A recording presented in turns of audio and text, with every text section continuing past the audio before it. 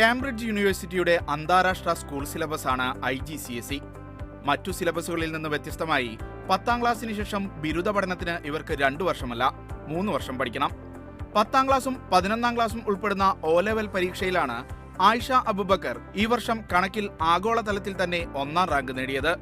200-ൽ 194 mark. Different കോമ്പണന്റ്സ് ഉണ്ട്. അതിൽ 42 is an extended version and അതിൽ out of 130 I got 126. Component number 22, it's out of 70 marks and I got 68. 2002-ൽ Pakistan സ്വദേശിയായ മറ്റൊരു ആയിഷയാണ് ഈ വിഷയത്തിൽ ഇതുവരെ ഏറ്റവും ഉയർന്ന മാർക്ക് നേടിയത്. റാങ്ക് പരിഗണിച്ച് ഫീസ് ഇളവ് ലഭിച്ചപ്പോഴാണ് ആയിഷയുടെ രക്ഷിതാക്കളും ഈ നേട്ടത്തെക്കുറിച്ച് അറിഞ്ഞത്. ഈ കുട്ടിക്ക് ഫീസ് വേണ്ട, ബാക്കിയുള്ള കുട്ടികൾക്ക് ഫീസ് കൊടുത്താൽ മതി എന്ന് പറഞ്ഞു.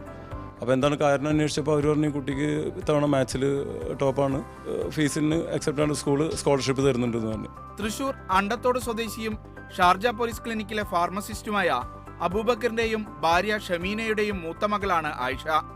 സഹോദരങ്ങളായ അസ്മയും അഹമ്മദ് സാക്കി, അഹമ്മദ് സഫർ എന്നിവരും ഈ സ്കൂളിലെ വിദ്യാർത്ഥികളാണ്. നല്ലൊരു ചിത്രകാരി കൂടിയായ ആയിഷയ്ക്ക് ചാർട്ടേഡ് അക്കൗണ്ടന്റ് ആകാനാണ് ആഗ്രഹം. ക്യാമറ പേഴ്സൺ ഫഹീം മുഹമ്മദ് അലിക്കൊപ്പം ഷിനോ ഷംസുദ്ദീൻ, മീഡിയ 1, ദുബായ്.